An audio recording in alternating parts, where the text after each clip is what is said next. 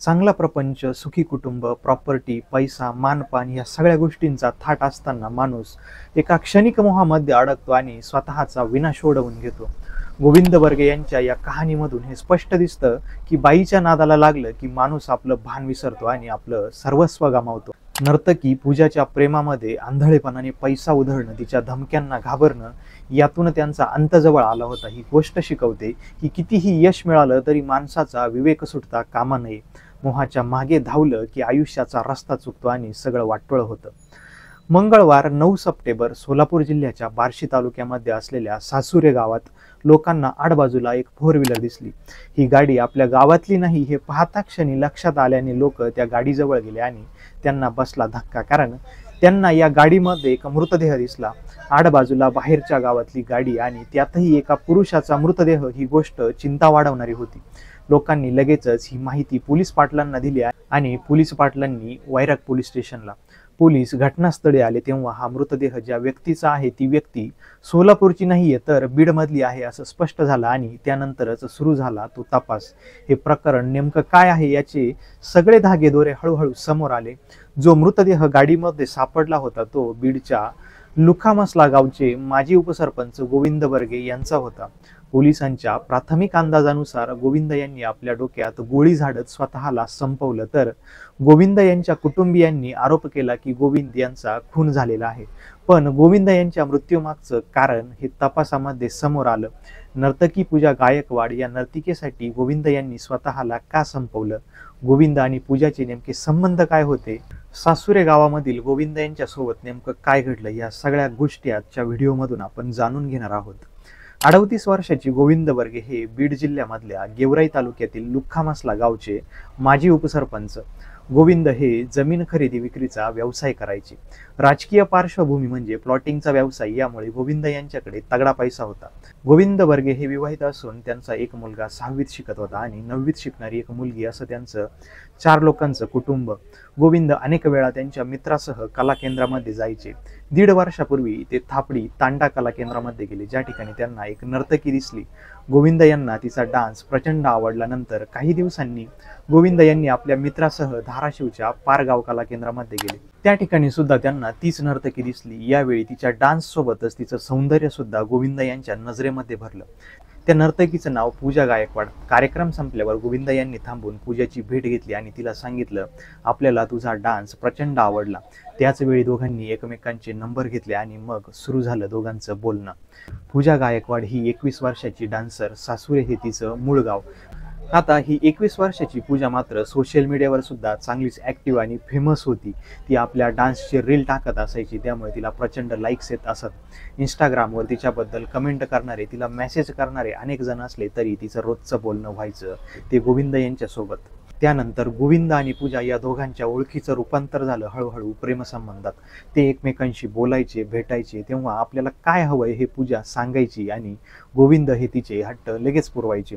छोट्या मोठ्या वस्तू तर गोविंद रोजच पूजाला देत असत. पूजाला आणि तिच्या भावालाही जवळपास लाखभर रुपये किमतीचा मोबाईल आणि नवीन बुलेटही घेऊन दिली होती. पूजाची आई राहत असलेल्या सासुरे गावातल्या घराचं रिनोव्हेशन सुद्धा गोविंद यांनी करून दिलं. गोविंद यांचे मेहुणे लक्ष्मण यांनी पोलिसांना दिलेल्या माहितीनुसार जवळपास 5 महिन्यांपूर्वी गोविंद यांनी पूजाच्या मावशीच्या नावावर वैरागजवळ 5 एकरांचा प्लॉट तसंच इतर नातेवाईकांच्या नावावरही शेती आणि जमीन घेऊन दिली. पूजा आणि गोविंद यांच्या संबंधाला जवळपास 1 वर्ष झालं होतं. या दरम्यान पूजाने सुरुवातीला गोविंद यांना प्रेमाच्या जाळ्यात ओढून सोनं, महागडे गिफ्ट्स घेतले. त्यानंतर सगळं काही सुरळीत चालू होतं. पण एक दिवस पूजा गोविंद यांचा बंगला पाहायला आली आणि इथेच पडली ठिणगी. गोविंद यांनी गेवराईमध्ये एक मोठा बंगला बांधला होता. तो पाहायला एक दिवस गोविंद, पूजा आणि त्यांचा मित्र गेले होते. तेव्हा तो बंगला पूजाला खूप आवडला. ती 2-3 दिवस या बंगल्यामध्ये राहिली आणि तिथून निघताना हा बंगला माझ्या नावावर करा असा तगादा गोविंद यांच्याकडे लावला. तेव्हा गोविंद स्पष्टपणे म्हणाले की मी हा बंगला तुझ्या नावावर करू शकत नाही. तुला हवं असेल तर मी तुला दुसऱ्या ठिकाणी बंगला बांधून देतो, पण जर हा बंगला मी तुझ्या नावावर केला आणि माझ्या घरच्यांना कळालं तर माझी इज्जत जाईल. पूजानं तेव्हा ऐकून घेतलं, पण काही दिवसांनी बंगला नावावर करण्याचा हट्ट पुन्हा सुरू केला. या हट्टावरून दोघांमध्ये खटके उडाले असले तरी दोघं भेटायचे. दोघांचे शारीरिक संबंध सुद्धा होते. गोविंद पूजाच्या प्रेमामध्ये बुडाले होते, त्यामुळे ते तिच्यावर ती म्हणेल तसा खर्च करायचे, कोणत्याही गोष्टीला नाही म्हणत नव्हते. पण बंगला नावावर कर या मागणीला मात्र त्यांचा नकारच होता.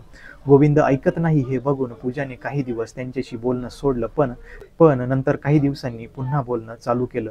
पूजाला एखादी गोष्ट मिळाली नाही की ती बोलणं कमी करून गोविंद यांना ब्लॅकमेल करायचे आणि गोविंद हवी ती गोष्ट द्यायचे. पण यावेळी पूजानं एक पाऊल पुढे टाकलं. पूजाने गोविंद यांना सांगितलं, माझा वाढदिवस येत आहे, तेव्हा मला माझ्या नावावर 5 एकर जमीन घेऊन द्या, आणि जमीन जर नाही घेऊन दिली तर मी तुमच्याशी इथून पुढे बोलणार नाही आणि तुम्ही माझ्यावर अत्याचार केले असा गुन्हा दाखल करेल. पूजाच्या या धमकीने गोविंद घाबरले. ते घाबरलेले पाहून ती वारंवार अत्याचाराचा गुन्हा दाखल करण्याची धमकी देऊ लागली. या सगळ्यामुळे गोविंद मागच्या 1.5 आठवड्यांपासून डिप्रेशनमध्ये गेले. ते घाबरले हे बघून ती वारंवार त्यांच्यावर अत्याचाराचा गुन्हा दाखल करण्याची धमकी देऊ लागली.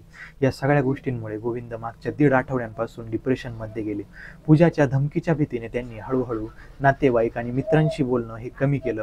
पूजाने खरंच असं केलं तर आपली गावामध्ये बदनामी होईल, आपल्या कुटुंबालाही सगळं कळेल, ही भीती गोविंद यांच्या मनामध्ये होती. त्यामुळे ते तिचं मन वळवण्याचं सातत्याने प्रयत्न करत होते. गोविंद यांनी पूजाला अनेक वेळा फोन केला, पण ती त्यांचा फोन उचलत नव्हती. पूजा बोलत नसल्यामुळे गोविंद यांच्या मनामध्ये भीती वाढली. 8 सप्टेंबरला गोविंद हे पारगावमधील पूजा काम करत असलेल्या कला केंद्रावर गेले, पण तेव्हा तिच्या मॅनेजरने त्यांना पूजाला भेटून दिलं नाही. गोविंद यांनी पूजाच्या मैत्रिणीमार्फत तिला कॉन्टॅक्ट करण्याचाही प्रयत्न केला, पण तरीही पूजाने काहीच रिस्पॉन्स दिला नाही.